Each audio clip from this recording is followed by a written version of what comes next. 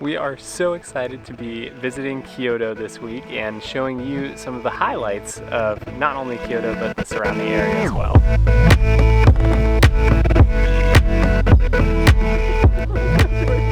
We have been wanting to visit Kyoto since the last time we came to Japan 5 years ago, and we are looking forward to exploring the area and can't wait to get started.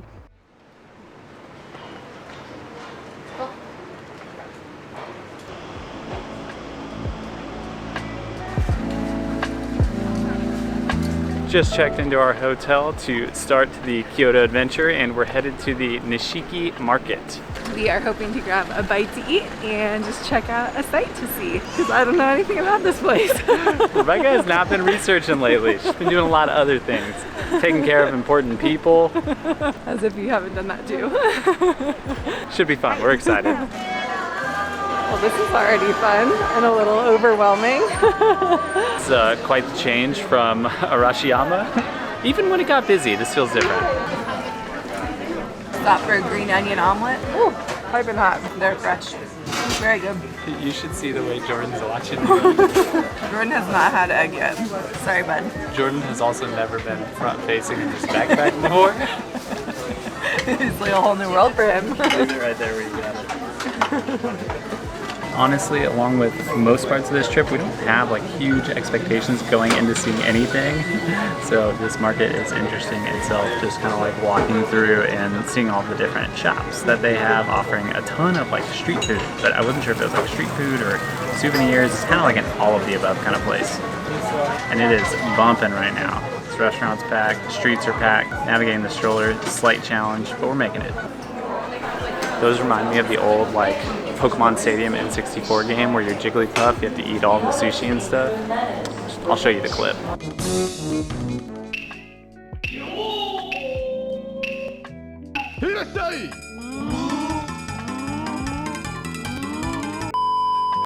Take it with a grain of salt because I don't really know anything about this place, but as we're walking through, I always wonder like, is this for tourists? Is this for locals? I'm leaning tourists. TBD. Alright, to follow up on my earlier question, I think it's like more for tourists, and that's not like a negative against it or anything. I'm sure there's some locals, but just like based on what they were serving, emphasis on like displays, but you know, it was like Wagyu and like interesting seafood that was kind of like eye-catching, and I don't know, some of the gifts and stuff, but still a really cool place. I have no idea what the question was. The question was whether or not it's more like tourists or locals. Oh, yeah, definitely for tourists, but it's really cool to walk down. There's a lot of places to get food if you're looking for something quick.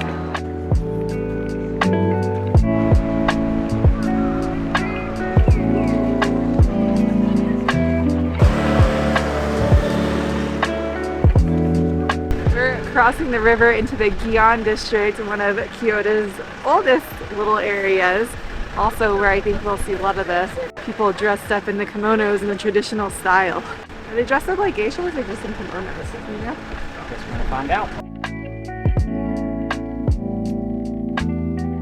There is what we understand to be one like famous road here in the Gion district that we may or may not be on right now, with all these really old buildings, but it's kind of like controlled right now, which is fine, you know, with a lot of people around. Yeah, definitely more traditional looking buildings, so I don't know if they're original or trying to replicate. We've clearly done a lot of research here.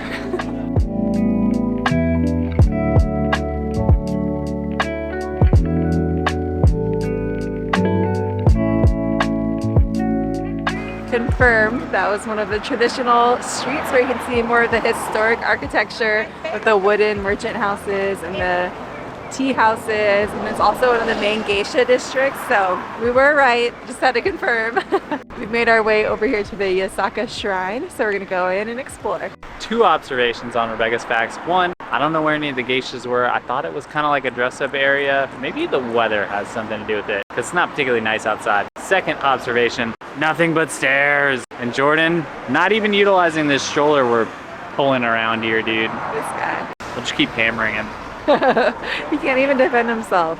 You sweet baby.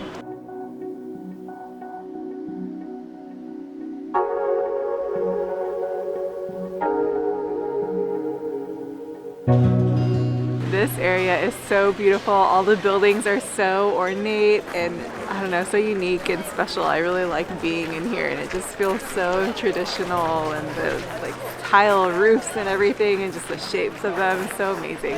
I think combined with the red, it feels like a return to Japan. So this is like the start of the excitement for us, kickoff of this journey. That's a good point. I feel like this is much more of like what the Japan we've experienced before compared to what we've had so far. So it's nice to be back at a shrine and just to see some of the architecture again.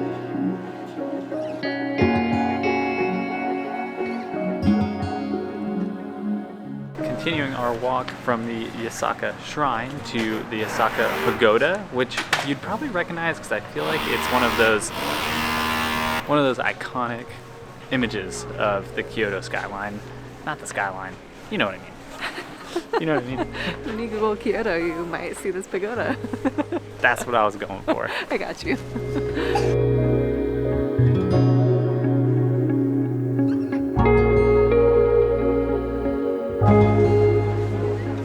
This pagoda is the last structure of a 6th century temple. Talk about history. It's also so much taller than I was expecting. It's 5 stories, but like when you're underneath it, it's huge. You hear Jordan grunting on the way by. We've made a few comments about the number of people, and there are a good amount here, but I actually expected more given the amount of people we saw yesterday in Arashiyama. So I think maybe it's the cold weather and the earlier rain has quieted things down just a tad. Not that I have any basis for comparison, but it's not bad. All right, getting a little bit of Kyoto. First impressions? I really like it. We haven't been here before. We've only been to Tokyo, and so it's really nice to see, I don't know, some more of the historic feeling area of Japan. Tokyo is just so new and modern, and all the buildings are new, and so it's nice to be here and feel like you can walk down all these streets and just see all these old buildings. Leaving the Yasaka Pagoda, we're going to head back to our hotel for a brief stop, and then we're going to check out some more sites, but we're hopping on the Kyoto City Bus. There's only 2 subway lines, which was kind of surprising in total here in Kyoto, and the bus sort of connects everything, plus it's going to stop right at our place. Let's see if we can figure this out. Bus was a success. My few tips are, I thought I could tap to pay. I cannot. Luckily, I looked it up before I embarrassed myself. Luckily, we had change. We also did have change. But basically, they have 2 types of buses. They have a flat fare route and a variable fare route. So on the flat fare, you just get on, and you actually pay when you exit at the front. In the variable fare, you like tap on when you get on and when you get off. Maybe you only need a card for that. I haven't done that one. Honestly, don't take any of these tips to mean a lot, but it was successful. And Jordan made a friend. We talked to a local who was asking us some questions about where we had been. Jordan's like one of the most popular people in Japan right now. He's gotta be. Everybody loves him. I get it. Everyone loves him. They are eating him up. Well, in classic Kyle and Rebecca trip fashion, we had a goal of visiting the Nijo Castle here, which is about 15 minutes from our place. We walked down here. It is 30 minutes to close. They're no longer letting folks in. So that's okay. We need to go to the nearby grocery store anyways, and we're going to continue our adventure early tomorrow morning. So we'll see you then.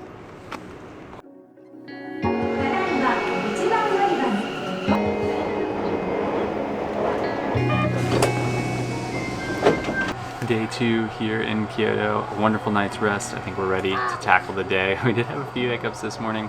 All that's behind us. Our first stop is at the famous Tori Gates. Hold on, let me figure out the name of the official temple. Fushimi Inari Taisha. So we wanted to get an earlier start, but we've been struggling with sleep, so we're gonna be there about 7:30 or so, 7:45. I think we can still get ahead of some of the crowds and enjoy ourselves a little bit. Why was sleep so bad, Jordan? This guy. Still adjusting to the time change.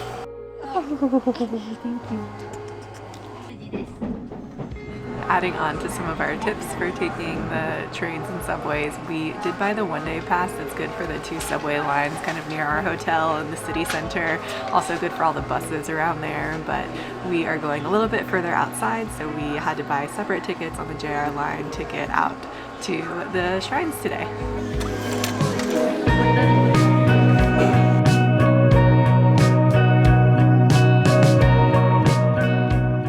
Strollers parked, ready for some action, aka a lot of stairs. With my weight pack. as usual. Always gotta point it out. I think I'm gonna set Rebecca on a fact-finding mission. I like the dog that they have as like the symbol here at this shrine. I don't know what it means. Guess I'll be doing some Google Lens work here shortly, and I'm really excited. We've seen some of these red gates in some of the places in Tokyo, but we've never seen them in Kyoto, which is where I feel like they're like most famous and known.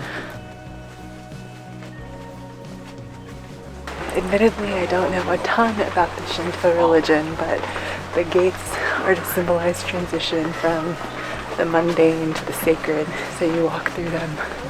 Usually there's one at the entrance of every shrine, but they're called Tori, which are these gates. It's really neat to see them all stacked on top of each other. It's pretty cool. I thought it was like one stretch of gates, like the whole way up a mountain or something of sorts, but there's like these little sections, various sizes. It's very interesting. Along the way up, they also have different spots where you can stop and worship, and they have a few of the different things where you throw the coin, and you clap and bow. You can get your fortune. If it's bad luck, you tie it on, or if it's good luck, you keep it. So there's a lot of different things. You can write a wish on something and you leave it. You can light candles, so lots of different options.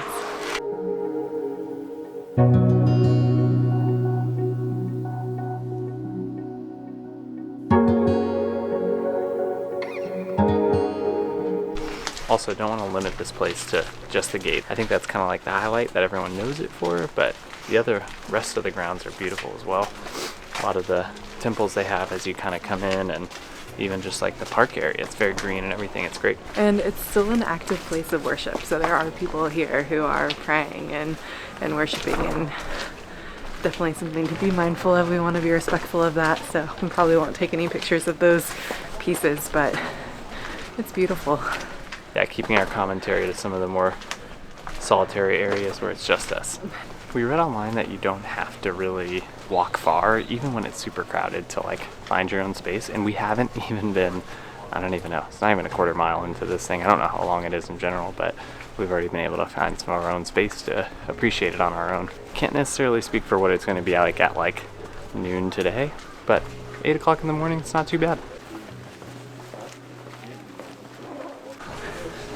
What's that? We're at a site to see. Jordan's asleep. No surprise. Literally snoring. I guess it's relaxing. I love we're getting deeper in, like the forest setting and the light's not even hitting this area yet. It's definitely a vibe. I wonder what people who are practicing their religion think about so many tourists coming and taking videos and photos. Like, maybe they're proud to share it, or is it annoying? I don't know. That's a good question. If anybody knows, comment. Whoever of our friends watching this. We've already been walking for like 20 minutes. Just got to a sign at this nice lake here. It says 40 minutes to the summit. So this goes on for a long time. It's a nice trek though. It's interesting, every once in a while they have these cement ones instead of like the red painted wooden ones. It kind of breaks it up a little. I feel like I always enter these, heavy tourist attractions with a little bit of skepticism, like, can this live up to expectations, or are the crowd's gonna take away? But this is already like blowing me away. I knew that there was like a stretch, and again, I knew that you're supposed to kind of hike up, but I didn't realize it was as big of a hike it was, and through the forest like this, and provided such tranquility along the way as you're kind of walking through these gates on your own, and it's been really nice. And people are being really respectful and kind of keeping quiet, which I feel like isn't always as common. There are some of the gates that have fallen, and there's little sticks in the ground with Japanese writing, so I assume they're like writing what the text is that are usually on the gates.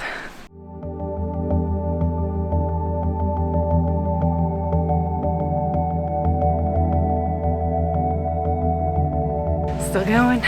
Still sweating, still out of breath, but it's beautiful. It's easy to forget that I'm tired. And it's just endless gates. Like, I know it's called, is it 10,000 gates? 1,000 gates? I feel like I'm gonna look that up.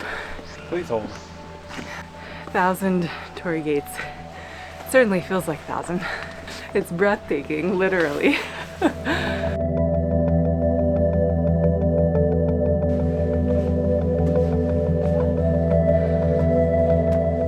final steps. We think. The top there is a like big final shrine and area where you can pray and worship, and that's really it. There's like a shop up here if you want to buy anything, to candles. Some of the gates you can write little prayers on them and leave them. You made it to the top, Jordan. Look at you. Yeah. You didn't even have to do anything but sleep. You know, a little snack break for him. We love all these mini gates that they have too, sprinkled throughout the little prayer areas. We always try to grab a Christmas ornament for our Christmas tree whenever we see new places. We've already eyed it. We're definitely getting a red Tori Gate. All right, we have like a billion videos of the gates. I'm gonna resist the temptation to continue taking them on the way down, so we'll see you at the subway. I definitely lied. You walk like another like 50 feet, the light hits it differently, there's a different angle of the gates, and it looks really cool, and you gotta do it again and take more videos, and here I am. Plus we're showing this guy. And now the baby's awake and he's so happy. Yeah, you're here in Japan. You're finally getting to see it. Yeah, you're in Japan. Oh my.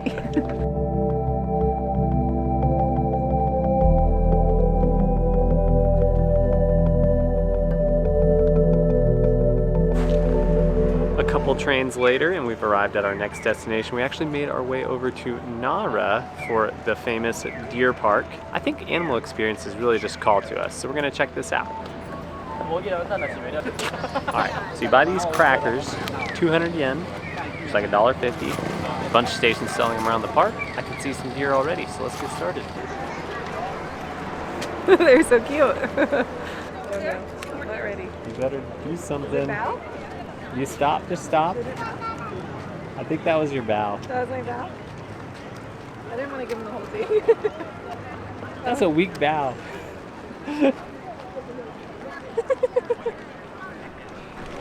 Oh, that was nice of you. Okay, I'm going. Okay. Rebecca started with, I only want to give him part of a cracker. Now he just keeps bowing and getting more crackers. The goal is that here the deer actually like bow for the crackers. We're gonna see if we can make it happen. Look for, you know, that Disney moment. That's a gentle bow. Well, he gave a gentle bow, I gave a gentle bow. That's all I have. Thank you. That was fun. I don't know who taught him. There are a lot of people here. I read online there's like 1,200 deer or so. Most of them are just chilling. So we were looking for a deer that was a little bit more active. Maybe they would get the full bow, but I thought it was going to be like a on the knees bow thing. It was kind of just like a passive like, yeah, give me the cracker. Some of these deer are aggressive. They're just nuzzling in for some snacks.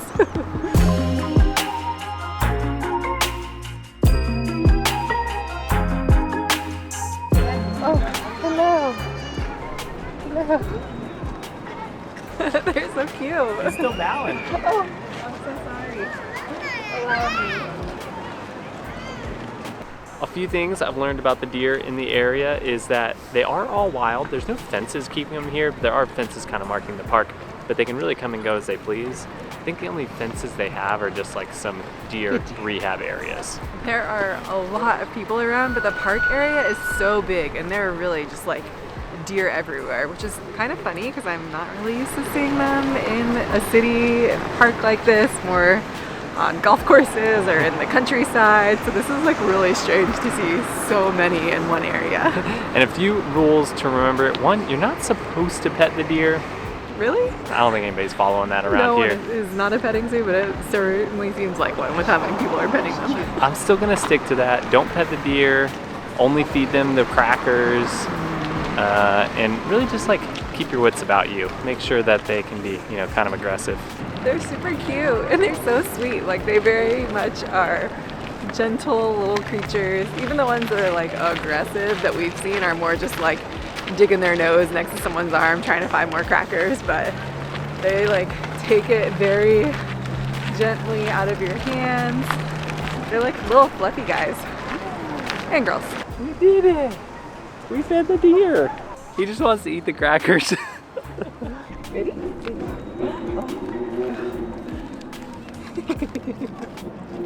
What do you think? You got more? He's got one more piece. Ready? Oh, thank you. What do you think? Jordan likes them. I think they're kind of afraid of Jordan, honestly. Look at that smile. He loves it. Should we get a pet deer? Put it in the comments. Well, that was worth the visit already. We exhausted our 200 yen worth of crackers, which we could definitely buy more, but I think that was a fun experience. Jordan enjoyed it more than expected. He was finally awake for an experience here. He did see the end of the gates too, but I think by far this is the one that we would want him to be awake for. Also, back to like, you know, animal encounters. This one feels fine. I don't know why. I think just because it's so open and they can roam wherever and no one's chasing them down or anything. It's really nice. Okay, Nara, big success. Let's continue.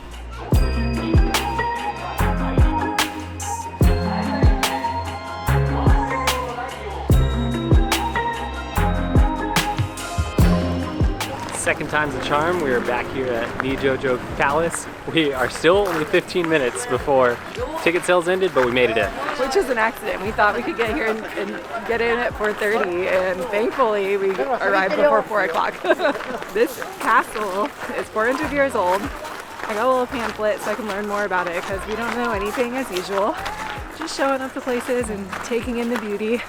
I know it's a big sight to see in Kyoto. That's good enough for us. Wow, look at these gates. They're so ornate and detailed. Oh my gosh, seriously, like the birds and like the gold and like, I don't know how they cut it out, but it looks insane.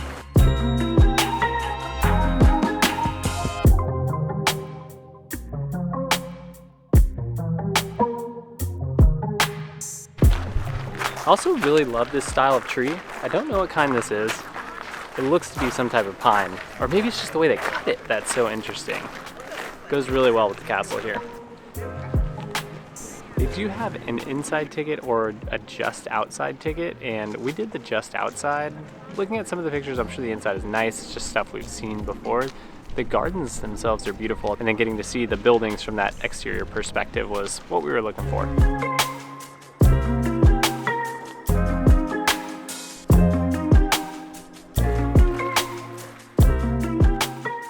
Are they plum trees or cherry trees? I think they're plum trees. The sign said that we're in a plum orchard, but there's also a cherry orchard. And I think these look like cherry blossom. Who knows, but they're beautiful flowers and they smell amazing. There's so many different colors too. Yeah, we are like just ahead of cherry blossom season. We're seeing a lot of like white buds. There's red, purple, pink here. We don't know which plant's which. Gorgeous.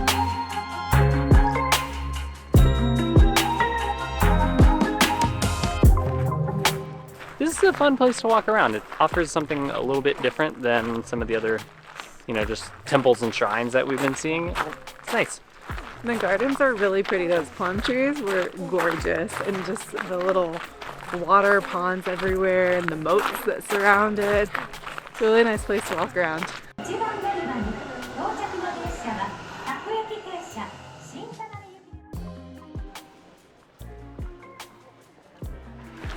Here at our last stop on this Kyoto adventure, which is Kinkaku-Ji Temple. Clearly very popular. I kind of feel like we're in a race, like everyone got their tickets and is rushing in down the path, and I don't know what we're racing to, but I'm excited to see. Must just be for like a camera view or something? Maybe. This was sort of a last minute addition for us, but it's a very, very well-known, renowned temple here in Kyoto. I think I can already see why. Oh wow, that looks so cool.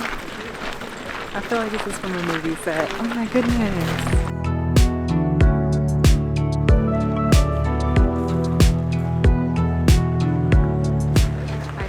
Why everyone was rushing. They all wanted to run up and get a picture on the rail. The beautiful, beautiful building.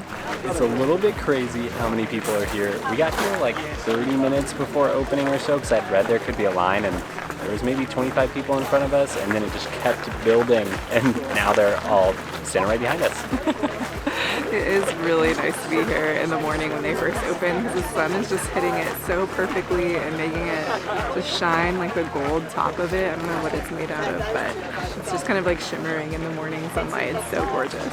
And you get the like reflecting pools, like kind of has water moving off of the building itself. It's really pretty. I'm sure it looks beautiful in different seasons too, just depending on how the trees are and everything, but it's just such a beautiful scene. I feel like it's straight from a movie set.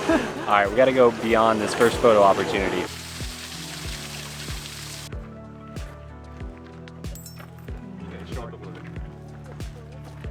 Oh my goodness. So short. That was a quick little stop, just about 30 minutes in and out. I do think it was worth it though. It was really beautiful to see, and something, I feel like a temple that we hadn't really seen that style yet. Yeah, definitely unique, and the gardens were very nice. It was maybe hard to get like a peaceful walk through with all the people, but still nice to see all the trees and everything. That wraps up our entire trip to Kyoto. Our Japan adventure continues, so be sure to stick along with us, and we'll see you in Tokyo.